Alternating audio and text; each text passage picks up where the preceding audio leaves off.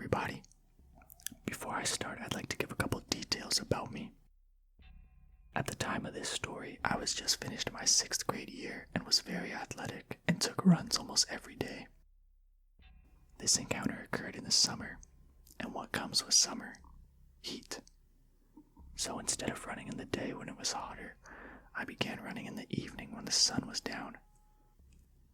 On the day of the encounter, I followed my normal routine. I told my mom I was going to start my run, and then began to listen to my music on my iPod Shuffle. Now, the way my neighborhood works is that there's only one entrance which doubles as the only exit as well. I live in a suburban area, so the main road that passes the entrance on my neighborhood isn't very busy, but it isn't empty either. On the day, I was running down the main road of my neighborhood that all the small streets branch off of. I was close to the entrance and could clearly see the cars passing by. I am also clearly visible to all cars passing by. I remember watching this gray Honda slam on its brakes at the entrance of my neighborhood. This was done so fast and so hard that I heard the tires squeal over the song I was listening to at full volume. I brushed it off as someone following directions that most likely missed my neighborhood's entrance. The car began up the road I was running on, going extremely slow, at least 10 miles an hour under the speed limit. I could make out 3 shadows in the car through the darkness and little light from the house's porch lights. 2 at the front, and someone in the back seat. As I passed the car, I saw the driver's side window was down. I gave the car a smile and a wave, and I turned down a small street that branched off the road I was running on. Now I remember feeling extremely on edge, so I checked over my shoulder. I saw the car turn around in the middle of the road and then slowly turn down the street I was running on. Again, I chalked it up to misinterpreting directions and tried not to think too much of it. But I began to freak out. As a girl of my age, I always would jump to the worst possible outcome. I wasn't very tall and only stood at about 5'2", so I knew that I could easily be manhandled if the people in the car had any ill intentions. But I knew that was very unlikely, so I tried to tell myself to calm down. I reached the cul-de-sac at the end of the street, so I was now running on the opposite side of the car. They were still going very slow. What I did next may have saved my life, and I can't imagine what would have happened to me if I didn't. As the car and I were about to be right next to each other, I paused my music, but kept my earbuds in, giving the illusion that I was still listening. As the car and I got closer, I heard the 2 men speaking. One of them actually tried to speak to me, yelling "hey" or something like that, but I didn't reply because I knew that it would blow my cover and they would know that I was able to hear them. As the car drove a little bit behind me and out of my view, I heard one of them say, "We will get her when we turn back around." I froze. Get me? I felt like something dumped a bucket of freezing water on my head. I knew they had to go around the cul-de-sac still, so I did the only right thing I could think of. I sprinted. As I ran down the street, I looked over my shoulder and saw the car had already went around the cul-de-sac and was now going a lot faster after me. I turned into the main road of my neighborhood and ran.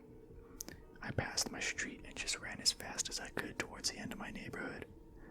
My house was the first on my street, so I knew they would see where I lived if I tried to go home. I was scared to death and was running for my life. I had no idea what I could do to get away from these people, so I just pushed my body to go as fast as possible.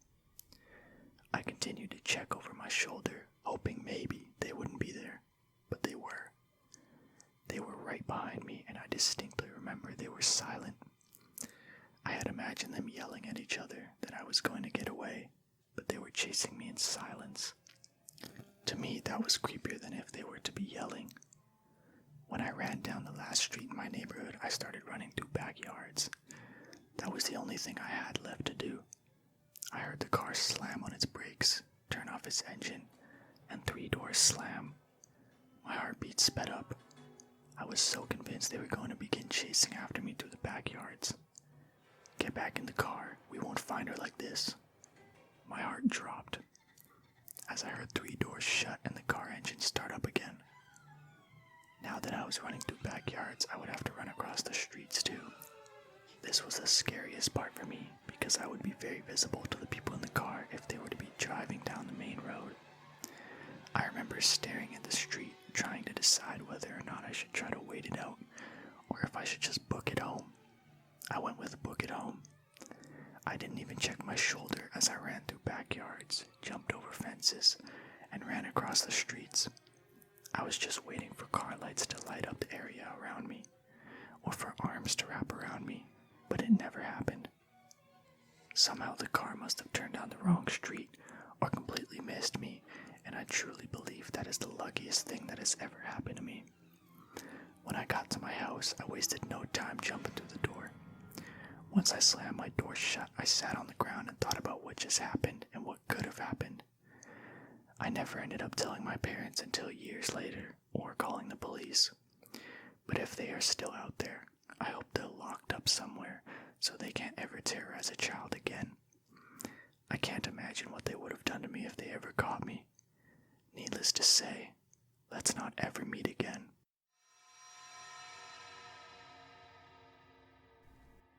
This all happened about 2 years ago when I was 25. It's a long story, but background and context is important. I used to work overnight shift in a hotel. It was a cruisy job.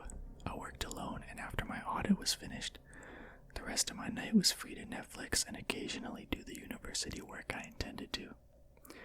I lived a 6-minute walk from the hotel and often used my 1 a.m. break to walk back home and grab dinner or a phone charger I'd forgotten. I know, not the smartest idea, but I'd been doing this walk home and back at 1 a.m. for years without an issue, until this night. At 10 p.m. I would walk to work. I wouldn't describe the street I walked down as sketchy or dangerous, though there was this one house I passed on the walk which I knew some dodgy characters resided in. And after a while, I figured the amount of people who would park outside the house for only a few minutes then return were likely drug dealers. So on this particular night, I left for my walk to work at 10 p.m. and noticed the dodgy drug dealer's house surrounded by a number of police. I thought nothing of it, just figured they had been caught for their activities, and continued to walk to work. At 1 a.m. on my break, I headed off on my usual walk home to grab dinner. I was a little curious as to what had happened with the drug house, so I glanced at the house a few times on the way past to see if anything seemed out of place. It didn't, but unbeknownst to me, this glance was a big mistake. After dinner at home, I started on my walk back to the hotel. As I walked down the one long road ending in the hotel, a car began driving erratically next to me. First they slowed right down and passed me, then suddenly hit the brakes and jerked the steering into the gutter as if to park, before speeding up again and repeating this twice just ahead of me. Eventually the car comes to a complete stop, about 100 meters ahead of me, onto the opposite side of the road to which I'm walking. The driver got out and crossed the road to stand directly in my path, whilst the front passenger got out, rounded the back of the car, and opened the back door on the driver's side and just stands next to the open door. Hell no. Abso-fucking-lutely not was I going to continue walking towards that setup. So I turn around and start walking back in the direction I had come. Then the driver starts to call out to me, "Come back. Where are you going?" His calls got angrier and more aggressive, so I took off at a sprint back in the direction I came, aiming to take a right down a street separating the 2 blocks of straight road that would take me back to the hotel.